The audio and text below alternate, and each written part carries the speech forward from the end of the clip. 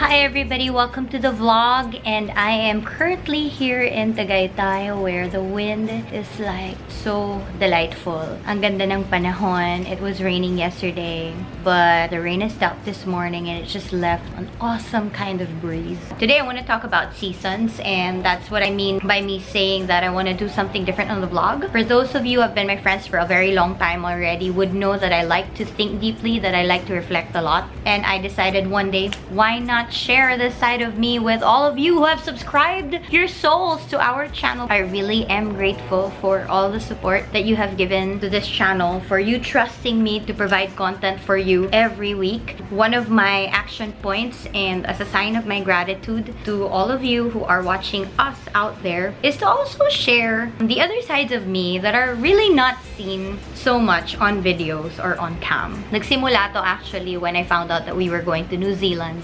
Immediately, I typed on Google what to do in New Zealand, and automatically it generated a lot of articles, videos, images of things to do in New Zealand, and they amounted to probably 1 million activities. And me, being the outdoorsy person that I am, really rejoiced and said, oh my gosh, I can't wait to land in New Zealand and actually do all of those things. But then as I researched some more, I realized that they were currently in their winter season, and that the winter season naturally has implications for some of the activities that I've chosen to do. That meant that I wouldn't be able to hike this mountain, walk this path, do this and do that, just because it's winter. It's not gonna be the ideal season for us to do some of the things on my list. Naturally, I was heartbroken. I felt like this was the only time that I was gonna go to New Zealand. Pero bakit hindi ko pa magagawa yung mga bagay na gusto ko talagang gawin pagpunta ko doon? And I realized that that's pretty much what I feel about, figuratively, the seasons of my life, or our life. And it brought me back to a chapter in the Bible, Ecclesiastes chapter 3, where it says, for everything there is a season and a time for every matter under heaven. I know that we want to do a lot of things. All of us have like our own bucket list of things we want to do in life. Could be a real activity or even emotional bucket list. I want to get married someday. I want to go to this school someday. I want to be this kind of worker. I want to have children someday. I want to have my own business someday. We all have things that we want to do. And what I'm getting from this is that everything that we want to do in life, every matter in heaven, has a season for it. There is a time for us to do those things and a time for us to not do those things. The more I thought about what happened to me in New Zealand, which was, I didn't really like it, that winter was gonna get in the way of my plans. But what could I do? It was a reality. They were in their winter time, and I couldn't really tell New Zealand, can you stop your winter time just for me because I'm coming and I want to do all of these things? No, every season is a reality, and that's the first realization that I got. Every season is gonna happen regardless of how we feel. Second, not all seasons in life we will like, but also there will be seasons that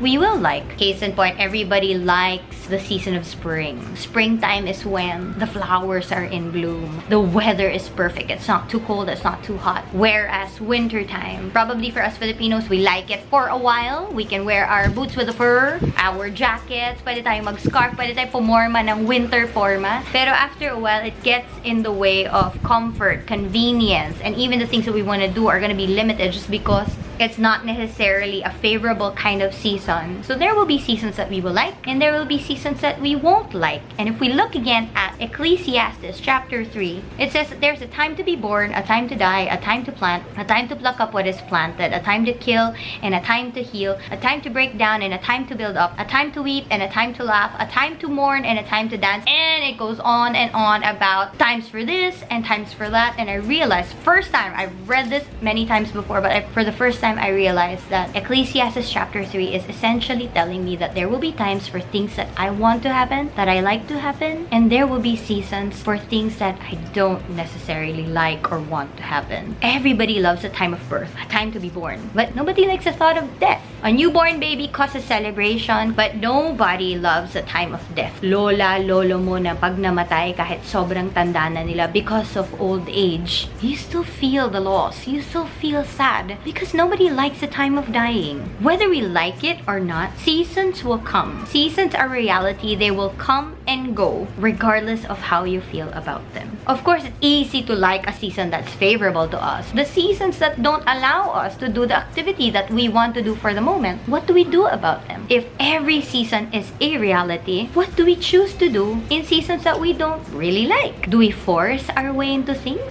Do we say na, sige, kahit winter time at kahit delikado, gagawin ko pa rin yung gusto kong gawin? Funny enough na, yun nga talaga yung ginawa ko. I was already told that it wouldn't be favorable to go up on a mountain during the time that we will be in New Zealand because it's just gonna be too cold and there will probably be snow and it will be a technical climb, too hard for somebody like me and somebody who wants to bring a child who is just 4 years old. But then I said, you know what, even if I don't get to hike, let me just go to one mountain and see the snow up there. And that's what I did. I traveled for 2 hours. Pinilit ko. When we get there, we were given tickets and we were told that the bus will pick us up at this time to bring us from the foot of the mountain to the top of the mountain. And we waited and we waited and we waited and the bus didn't come. And some of the locals who have just gotten back from the top of the mountain told us that, yeah, we don't think it's a good idea for you to go up on that mountain right now because the weather is pretty bad. The snow is sludgy. It's not gonna be the snow that you're expecting. It's gonna be wet and probably muddy. It's not gonna be the way that you see it in the movies.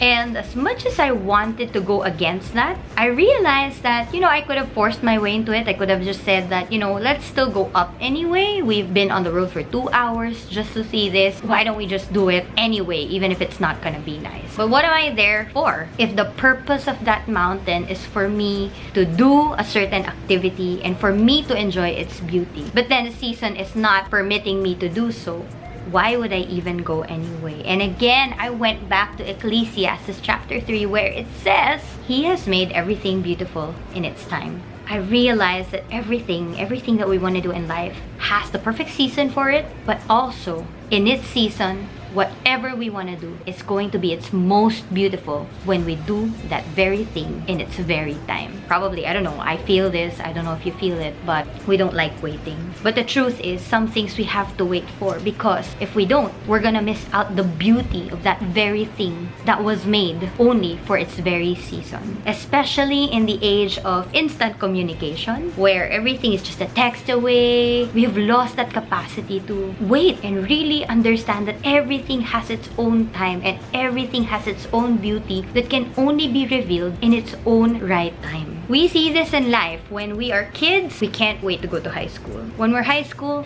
we can't wait to go to college. When we're in college, we can't wait to be a part of the workforce. When we're single, we can't wait to get married. We're all forcing our way into seasons that are not quite there yet. And though we don't like waiting, I just want to encourage us all to wait for the right time. There are things that we want to do, things we want to be, stuff that we want to pursue. But we have to remember that there is a right season and a right time for these things. If it's not time for us to work yet, if it's not time for us to get married yet, and yet we want to force our way into it, let me just encourage you that you probably can still do it, but it's not gonna be without any struggle. It's gonna lack grace, and above all, it's gonna lack beauty. You're not gonna see that very thing that you want to do in its most beautiful, which is exactly what God wants all of us to experience. God gives us seasons in life for a purpose. And so before I go, let me just share with you one last story. I gave birth in 2014 and first few weeks were like super busy for me because